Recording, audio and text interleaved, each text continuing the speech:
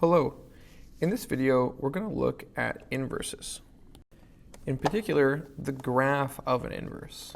So let's go ahead and determine the inverse of f of x equals 2x. Well, we would let y equal 2x.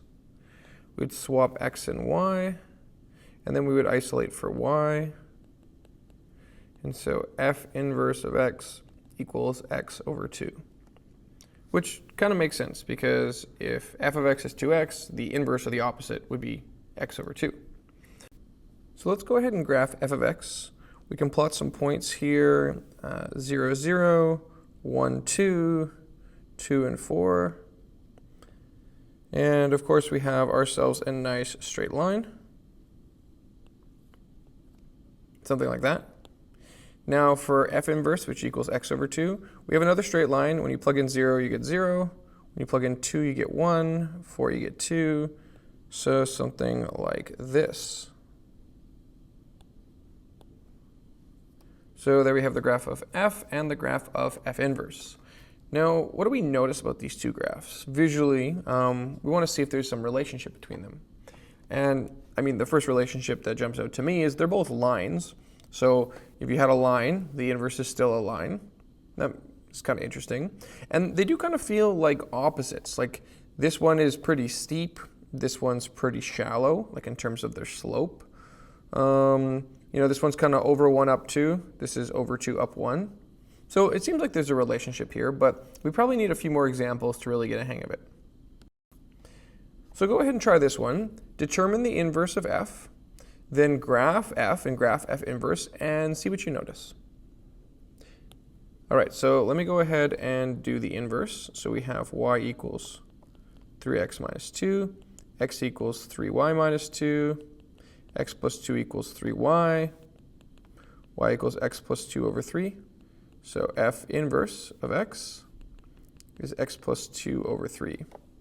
Now I'm going to do fx in blue just so it shows up a bit better. And let's make a table for x and fx. So we could go 0, negative 1, 1. Let's see those values.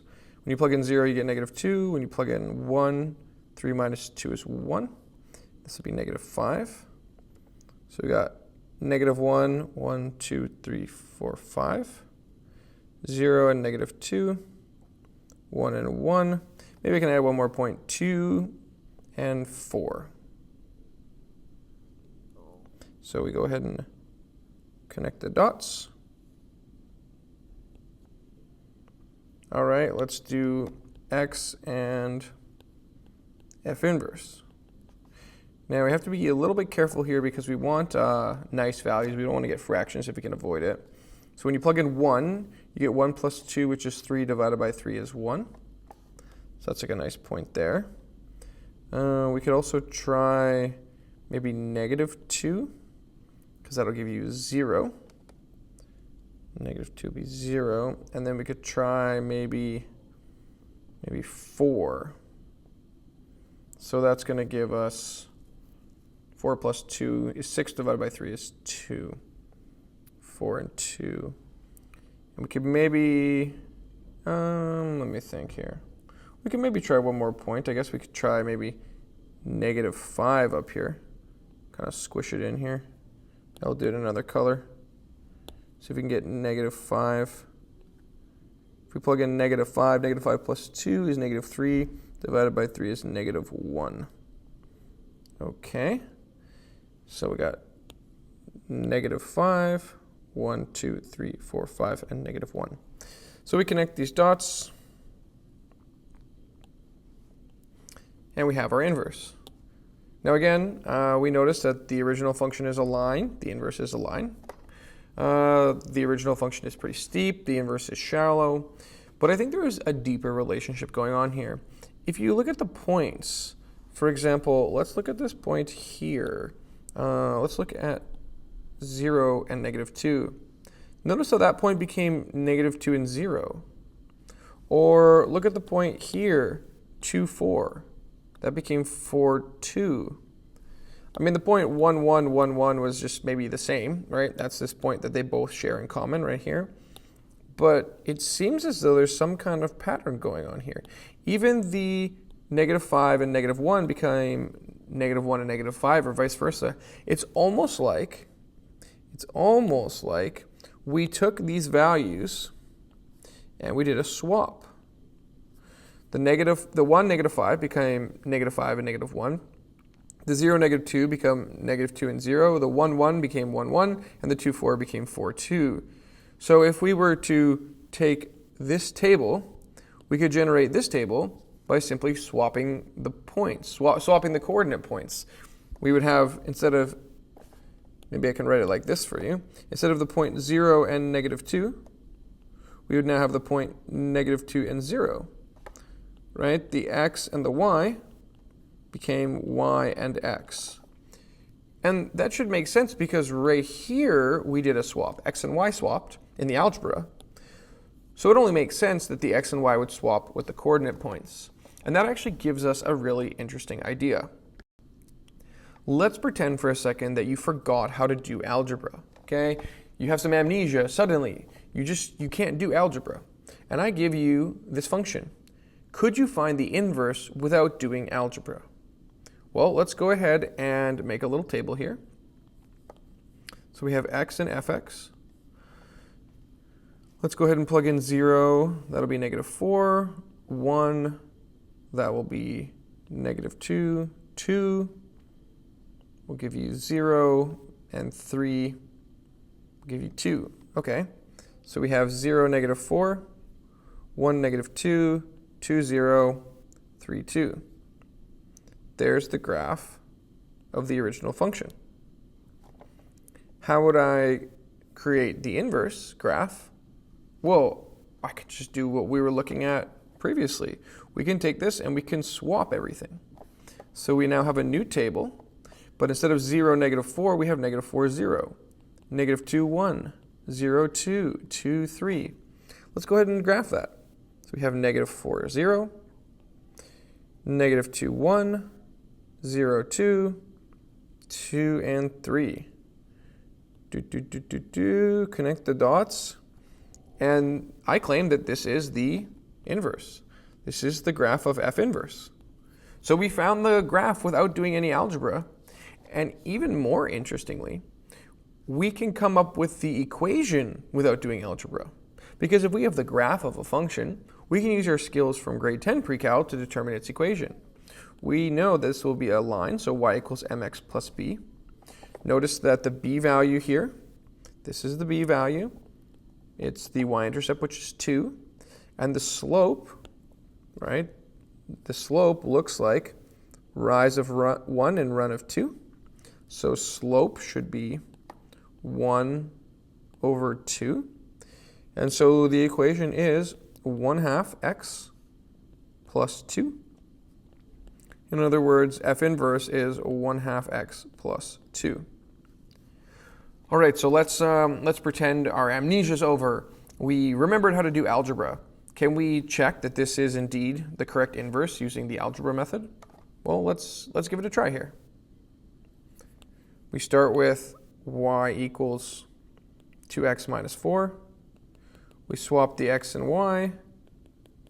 We move the 4 over. We divide everything by 2. And then what we can do is actually split this as x over 2 plus 4 over 2. Sort of like dividing each term by 2. So that gives you y equals 1/2 x plus 2, which is the same as I have over here. Now, I mean, you'll probably not have to do this method. This is a bit of a strange method, taking the graph, graphing the inverse, using y equals mx plus b to determine the formula. I mean, why do that when you can just do all this algebra here?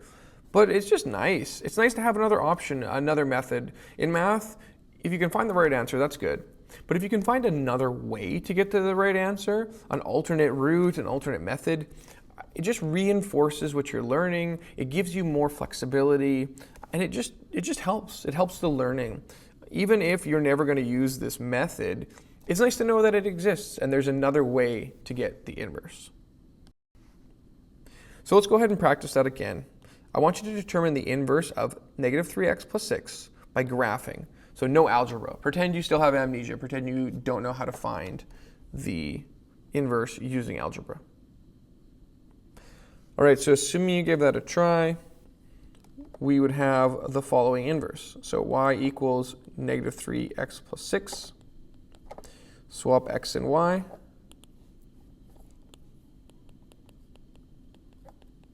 Move the 6 over.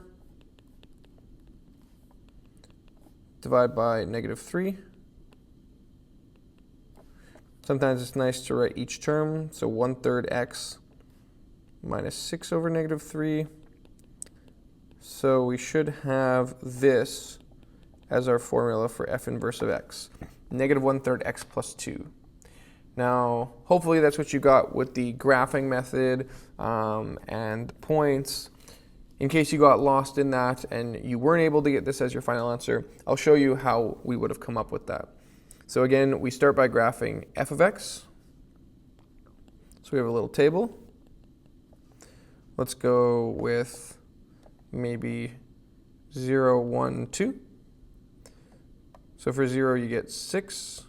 For 1, you get 3. For 2, you get 0. 0, 6. 1, 3. 2, 0. Then we do a swap. So we end up with 6, 0, 3, 1, and 0, 2. So that's going to be 6, 0, 3, 1, 0, 2. And now we come up with an equation for this graph. So here, because of that y-intercept, we know that b is going to equal 2. The slope here looks like we go down 1 and over 3.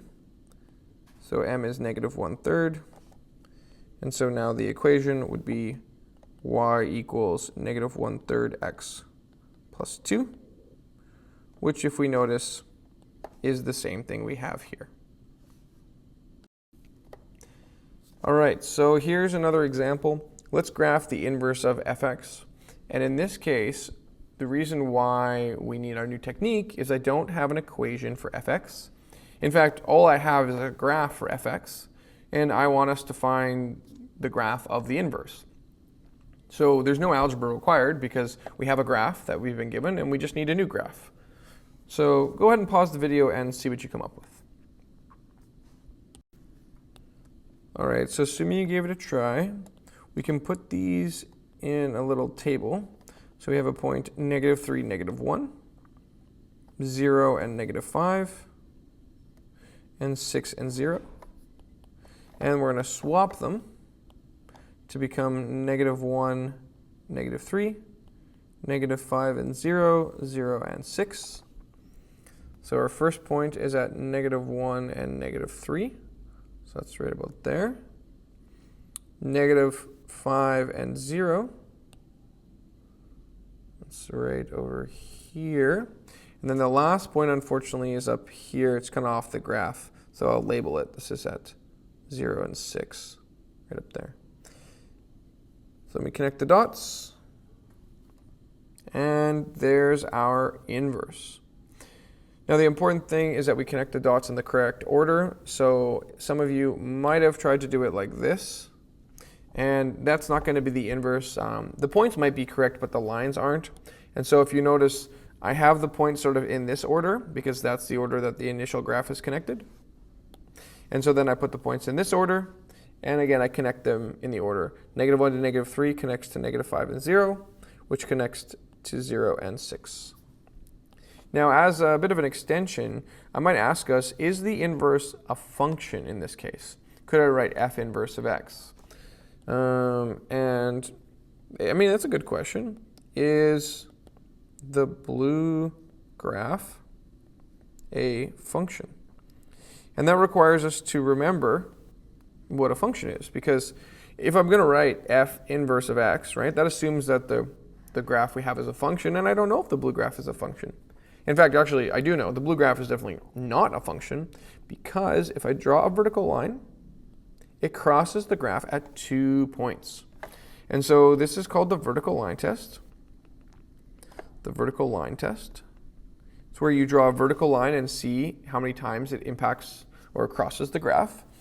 And if it ever crosses 2 or more times, then we know that the graph that we have, while being a graph and while being an inverse graph, is not a function. So no, it fails the vertical line test, so not a function. It's still a graph. In the language of grade 10 pre-cal, we would call it a relation, but it's not a function. Functions have to pass the vertical line test, and this new blue graph we made does not. All right, let's go ahead and graph the inverse of f of x equals x squared. So again, just continuing this practice. So let's graph f of x. This is a basic parabola, so we have 0, we have 1, 1, we have 2, 4. Then we have negative 1, 1, and negative 2, and positive 4. There's our parabola. All right, now what are we going to do with the inverse? We just take all these points and we swap x and y. So 0, 0 becomes 0, 0. 1, 1 becomes 1, 1. Negative 1 and 1 becomes 1 and negative 1. 2 and 4 becomes 4 and 2, and 4 and negative 2. If you want to do it in a table, you're more than welcome. This is me just showing you how you could just plot the points and swap them in your head. Now we connect the dots, and we get this cool looking graph. So this is the inverse. It's a neat graph because it's like a sideways parabola. Unfortunately, this graph is not a function because it fails the vertical line test, which is a sad day because we like functions, and the fact that this fails the vertical line test makes us a little sad. But what we could do, which is kind of interesting, is we could restrict the domain and we could make it a function if we wanted. So one thing you could do, and this is sort of a bit of an extension here, but you could say, you know what, I really want that inverse to be a function, and I'm not happy with the way we have it set up right now. So let's go back to the red graph and let's erase some of it. Let's get rid of that left side of the graph. In other words, here on f of x, we would have to say x is greater than or equal to 0. This is our added restriction. A restriction just means a section of the domain. We want to restrict the domain to say x is only positive values. That way we can erase the left side of the graph.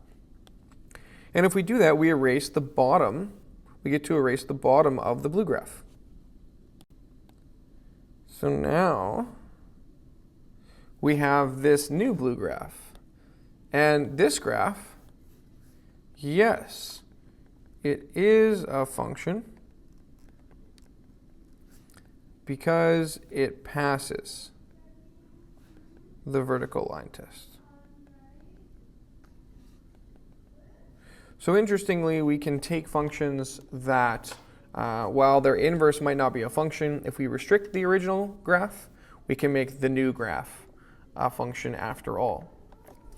One last thing to show you here. This is again a little bit extra, but it's interesting. If we were to draw the line y equals x, okay, this is just a straight 45-degree line. Well, straight 45-degree line like this.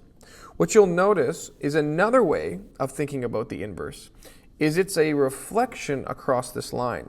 Look at this blue portion, look at this red portion. We can see how the blue graph is a reflection, as if you took this red graph and reflected it over the line. So this is yet another thing to know. The inverse is the reflection over the line y equals x. All right, let's go ahead and take some notes on this. We were graphing the inverse. Okay, and what we learned was a lot. One way to graph the inverse is you can swap the x and y coordinate to become y and x. So example, if you had 2 and 7 on the graph, this will now become 7 and 2. Another thing we learned was that the inverse might not be a function. And how do we know? Of course, we can check with the vertical line test.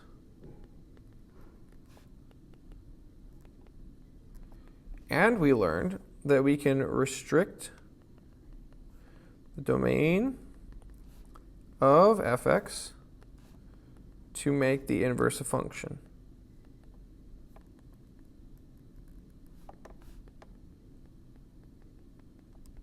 And we learned that the inverse visually is a reflection over the line y equals x. All right, that was a lot of work. Let's see if we can put that all together in an example. So let's take the function x squared minus 2, and let's go ahead and graph the inverse.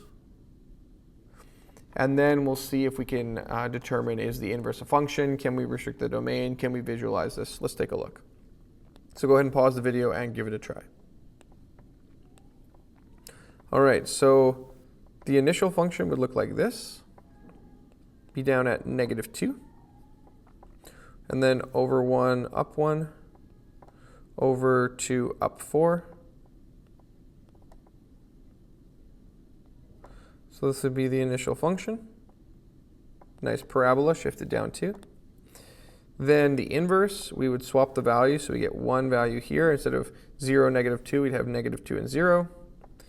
Instead of 1 and -1, we'd have -1 and 1. Another value there, then another value there and down there. We could connect the dots. And this would be the inverse. And what can we say about it? Well, a few things we can say.